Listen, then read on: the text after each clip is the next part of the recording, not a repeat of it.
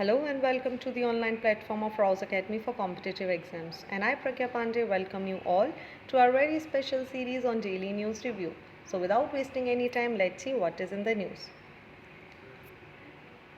The first article is talking about as human exist, wildlife has run of Dibrugarh. देखिए हुआ क्या है, डिब्रूगढ़ जो कि एक वाइल्ड लाइफ सेंचुरी है, बागरा डिस्ट्रिक्ट उड़ीसा में ये सिचुएटेड है, इसको बिल्कुल कम्प्लीटली फ्री कर दिया गया है किसी भी ह्यूमन सेटलमेंट से।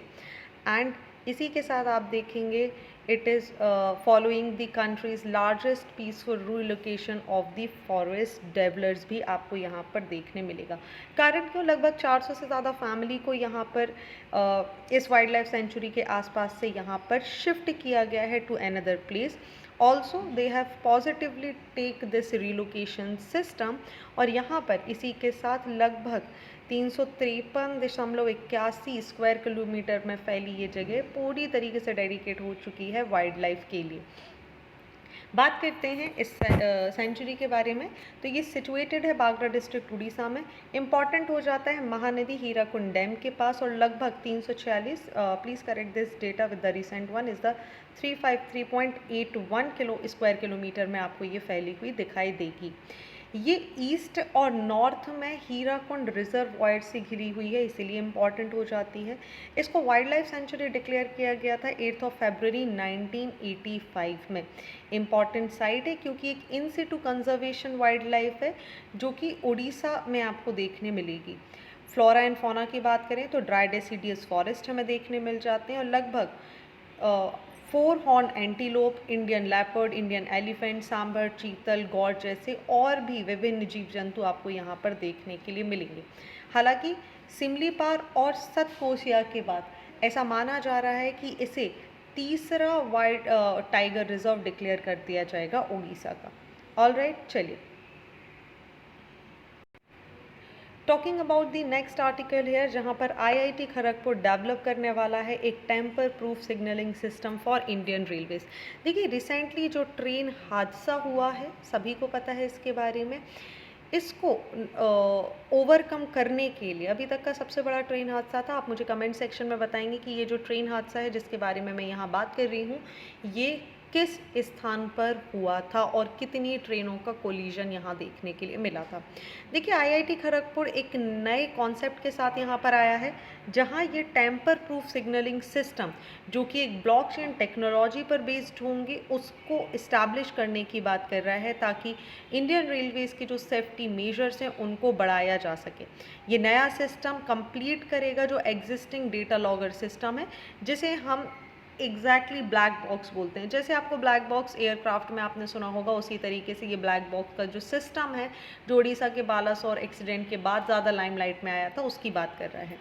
ये देखिए इस सिस्टम को डेवलप करने की जो बात है, यूनियन मिनिस्ट्री ने डिसाइड किया था कि आफ्टर दिस इंसिडेंट एक नया यहाँ पर सिस्टम डेवलप किया जाएगा जिसको किसी भी तरीके से ना तो टेम्पर किया जा सके, ना ही हैक किया जा सके, ना ही मैनिपुलेट किया जा सके।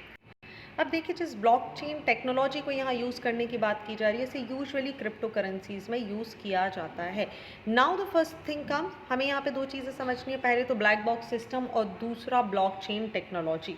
चलिए पहले ब्लॉकचेन टेक्नोलॉजी को यहाँ पर समझ लेते हैं। देखिए ब्लॉकचेन एक डिसेंट्रलाइज्ड लेजर है जहाँ पे सारे ट्रांजैक्शन, पीयर टू पीयर जितने ट्रांजैक्शन होते हैं इनको यहाँ पर यूज़ किया जाता है इस टेक्नोलॉजी में। The participants can confirm the transaction without the need of central clarifying authority. Potential application included fund transfer, sending trades, voting और बहुत सारी चीज़ें ब्लॉकचेन के माध्यम से होती हैं। काम कैसे करते हैं? Just imagine this is the network, someone request a transaction from here. Now what will happen? ये इसको ट्रांसफ़र करेगा, रिक्वेस्ट को ट्रांजेक्शन किया जाएगा और ब्रॉडकास्ट किया जाएगा to the P2P network consisting of computers known as the nodes. Now what happen, ये नोड्स यहाँ पर क्या करेंगे, इसको ट्रांसमिट करने का काम करेंगे। आगे ये यहाँ से मूव करेगा और एक ट्रांजिशन इसके वैलिडेशन के लिए काम करेगा। ये जो नेटवर्क नोड्स है ये वैलिडेट करेंगी कि जो ट्रांजैक्शन है वो यूज़र स्टेटस या उसके एल्गोरिदम से मैच कर रहा है या नहीं। Then this will be transferred और यहाँ पर आपको देखने मिलेगा एक वेरिफिकेशन ट्रांजैक्शन। क्रिप्टो करेंसीज वगैरह में इसको यहाँ पर ट्रांसफ़र किया जाएगा। और एक बार ये वेरीफाई हो जाएगा तो जो कॉम्बिनेशन है एक नया ब्लॉक क्रिएट कर देंगी for the data and the ledger. Now what will happen, the new block is added to the existing blockchain and in this way इसको आप बोल सकते हैं ये एक कंप्लीट ट्रांजैक्शन को यहाँ पर क्रिएट करता हुआ नज़र आता है. इसी के बाद अगर हम बात करेंगे तो नया एक सिस्टम डेवलप करने की बात की जा रही है which is the interlocking system in India. Interlocking system की अगर आप बात करेंगे तो इलेक्ट्रॉनिक इंटरलॉकिंग जो कि एम्प्लॉय करता है कंप्यूटर बेस्ड सिस्टम को और इलेक्ट्रॉनिक इक्विपमेंट को ताकि कंट्रोल किया जा सके सिग्नल को, पॉइंट्स को, लेवल क्रॉसिंग को. Unlike the conventional relay interlocking system, जो इलेक्ट्रॉनिक इंटरलॉकिंग सिस्टम्स होते हैं they use and utilise the software electronic components ताकि मैनेज किया जा सके इलेक्ट्रॉनिक लॉजिक का. EI इंश्योर करता है एक synchronisation of all the elements to facilitate uninterrupted train movement.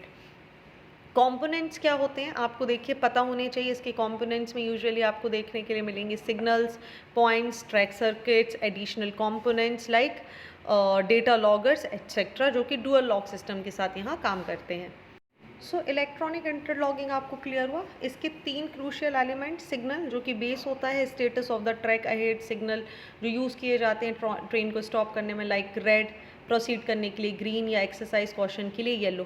Track circuit जहाँ पर electronic circuit on tracks to detect the presence of the vehicle or a train on a section of particular track. These track circuits helps to verify whether a particular route is even clear or occupied or is safe for train to proceed or not. Then there is a third element is the point switch. A train can change its track using certain point. These are movable sections of the train which guide the wheels towards either the straight or the divergent track. Switch points are basically nothing but they are operated using switches to lead trains in the desirable directions. For instance, if a train has to change line from one place to another, the switch point is activated ahead of a time and the point is locked. Next is the functioning. The EI signals what they do, the system use 2 factors to determine when a train can proceed in the direction of the train or whether the alternative track is clear or not. So the first system checker if the train needs to continue on the current track or switch to a different one. Then it's guide the train to an available track at a junction. Now the questions come how this system work. So see, there are various kind of track occupancy sensing devices, generally sensor, those are installed on that track so that they can detect the passages of the wheel on the track, and these are also called the axle counters. They count how many sets of wheels or axles have passed over them in order to determine whether the entire train has passed through or not. Okay, so this is a very good system that you should keep in your mind. So अगर आप याद रखेंगे तो यही जो system है यही कहीं ना कहीं एक तरीके से इंडियन रेलवेज़ के लिए जो इलेक्ट्रॉनिक ट्रैक मैनेजमेंट सिस्टम है इसे ही कहीं ना कहीं हम एयरक्राफ्ट की तरह इंडिया का ब्लैक बॉक्स सिस्टम बोल देते हैं for Railways. So moving on to the next article which is talking about the India's largest radio telescope which is playing vital role in detecting universe vibration. देखिए यहाँ पर बात की जा रही है upgraded giant metre wave radio telescope की. देखिए इंडिया का जो giant metre wave radio telescope है सबसे पहले आप याद रखेंगे GMRT. इसको वर्ल्ड के 6 लार्ज टेलीस्कोप में काउंट किया जा रहा है जो बहुत ही इंपॉर्टेंट रोल प्ले कर रहे हैं अपना ऐसी ग्रेविटेशनल वेव्स को, पल्सर ऑब्जर्वेशन को साइंटिस्ट तक पहुंचाने के लिए और कुछ नए एविडेंस देने के लिए. देखिए एक इंटरनेशनल टीम एस्ट्रोनॉमर्स की from India, Japan and Europe, they has published the result from monitoring the pulsars called nature's best clocks by using 6 of the world's most sensitive radio telescope, जिसमें include था India का Pune based UGMRT. इन result से ये पता चला है कि जो रिजल्ट्स इंडिया के टेलीस्कोप ने दिए हैं, जब आप बात कर रहे हैं ultra low frequency gravitational waves की, इससे लेकर जो प्रेडिक्शंस और जो रिजल्ट्स इंडिया के टेलीस्कोप ने दिए हैं दे आर फिनोमिनल. अब सिंस इस टेलीस्कोप का जिक्र हुआ है, हमें इसके थोड़ी सी डिटेल में जाने की भी आवश्यकता है. जब हम GMRT की बात करते हैं तो it stands for joint meter wave radio telescope.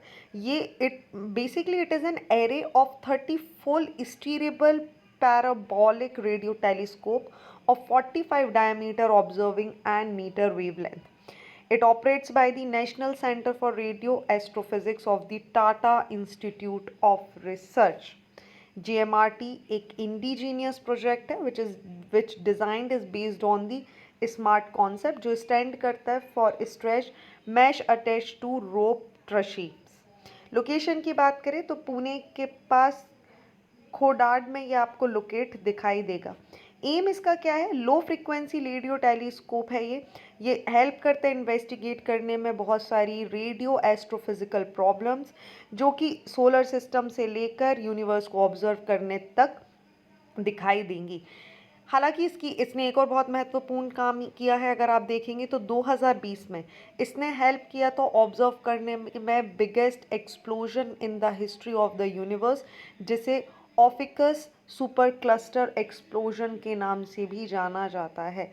Astronomers पूरी दुनिया से रेगुलरली इस टेलीस्कोप्स की जो ऑब्जर्वेशंस है उनको यहाँ पर यूज़ करते हैं ताकि जितनी भी एस्ट्रोनॉमिकल ऑब्जेक्ट्स हैं उन सबको गैलेक्सीज, पल्सर, सुपरनोवा, सन, सोलर विंड्स, इन सभी पे एक बहुत ही गहन अध्ययन और रिसर्च किया जा सके। चलिए आगे बढ़ते हैं अगले आर्टिकल की तरफ जहाँ बात की जा रही है 15 अगस्त से केवल डिजिटल पेमेंट्स होंगे पंचायत में। देखिए पूरी की पूरी panchayat across the country mandatory कर दिया गया है इनके लिए कि ये डिजिटल पेमेंट नेटवर्क सिस्टम यहाँ पर डेवलप करेंगी सो दैट जो भी रेवेन्यू का यहाँ पे कलेक्शन किया जा रहा है वो इंडिपेंडेंस डे से सिर्फ और सिर्फ एक इलेक्ट्रॉनिक सिस्टम से यहाँ पर होगा। यहाँ पर एक UPI कंप्लेंट पंचायत भी यहाँ पर इस्टेब्लिश करने की बात की जा रही है जहाँ पर डिसाइड किया गया है कि लगभग 99.9% जो भी पंचायतों में जो रेवेन्यू का कलेक्शन है वो केवल और केवल UPI प्लेटफॉर्म्स जैसे जीपे, फ़ोनपे, पेटीएम, भीम, MobiKwik, WhatsApp, Amazon Pay, Bharat पे जैसी अलग अलग प्लेटफॉर्म पर किया जाएगा। ये सिर्फ एक न्यूज़ है, आप याद रखेंगे जब भी इससे रिलेटेड कोई नया इन्फॉर्मेशन हमारे सामने आएगा हम इसको डिटेल में एनालिसिस ज़रूर करेंगे। चलिए आगे बात करते हैं ओपन मार्केट सेल स्कीम की जो कि वीट और राइस के लिए है।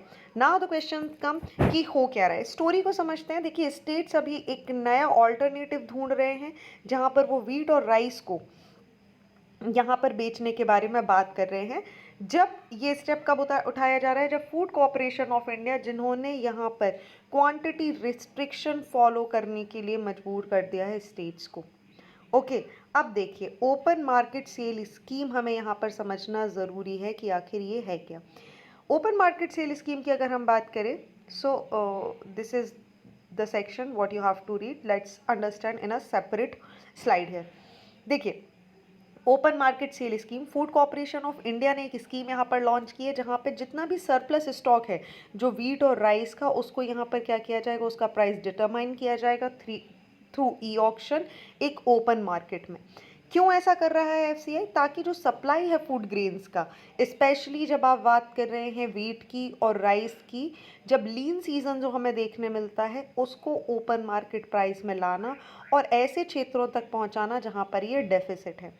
FCI इसको कंडक्ट कर रहा है, एक वीकली ऑक्शन यहाँ पर करता है इस स्कीम के लिए ओपन मार्केट का एक प्लेटफॉर्म यूज़ करके जिसे commodity exchange NCDEX which is the national commodity and derivative exchange limited, इसका यूज़ करके ये सारी की सारी जो राइस सरप्लस राइस और वीट है इसे यहाँ पर एक्सचेंज किया जाएगा। सो कैसे ये करता है, करता कौन है? देखिए मैंने आपको बताया FCI इसको करता है, मेजरली किसकी सहायता से करता है? NCDEX आपको यहाँ पर दिखाई दे जाएगा। चलिए आगे अगर हम बात करें जो स्टेट गवर्नमेंट, यूनियन टेरिटरीज इनको अलाउ किया जाता है इसमें पार्टिसिपेट करने के लिए ई ऑक्शन में basically if they are required wheat and rice outside the target public distribution scheme and other welfare schemes also. So जो रिवर्स प्राइस है वो यहाँ पर फिक्स किया जाता है गवर्नमेंट के द्वारा in the tender floated by the FCI और जो भी बिडर्स है वो यहाँ पर क्वांटिटी या कोट से कम प्राइस पर इसे नहीं दे सकता। प्रेजेंट OMS की बात करें तो यहाँ पर 3 स्कीम आपको दिखाई देंगी।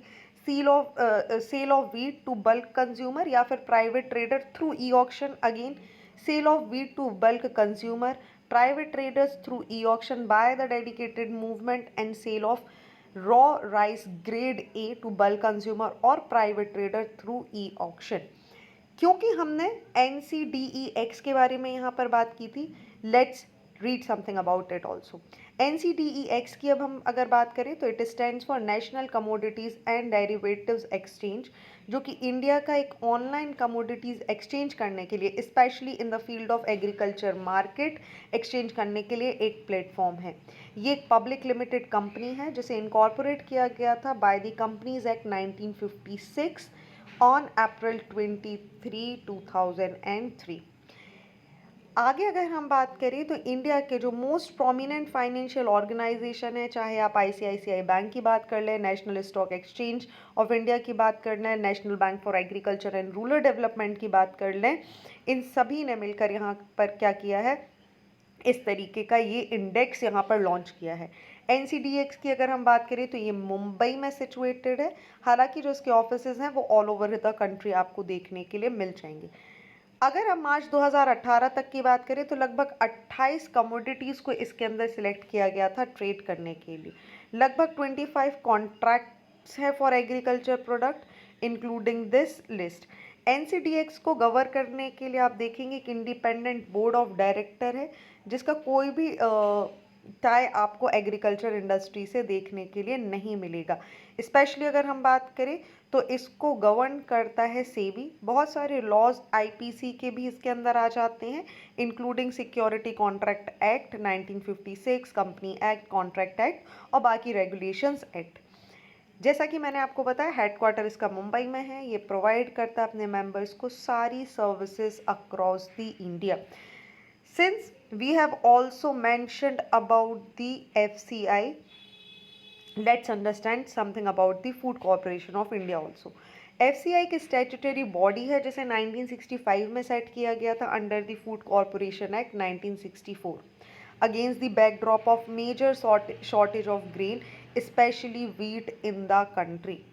Ministry of consumer affair, food and public distribution, government of India इसको ओनरशिप है, इसके पास इनकी ऑनरशिप है। हेडक्वार्टर इनका न्यू दिल्ली में देखने मिलेगा। FCI was mandate with 3 basic object. पहला, इफेक्टिव प्राइस सपोर्ट प्रोवाइड करना फार्मर्स के लिए। सप्लाई ग्रेन्स जो पब्लिक डिस्ट्रीब्यूशन सिस्टम में है, सब्सिडाइज स्टेपल हैं, इकोनॉमिकली वल्नरेबल जो सेक्शन है सोसाइटी को, उनको प्रोवाइड करना, और एक स्ट्रेटेजिक रिजर्व यहाँ पर रखना ताकि मार्केट को स्टेबलाइज किया जा सके फूड ग्रेन्स के मामले में। ओके, तो ये थे आज के इम्पॉर्टेंट आर्टिकल। आई होप आपको सारी की सारी चीज़ें क्लियर हो चुकी होंगी। So thank you and see you tomorrow.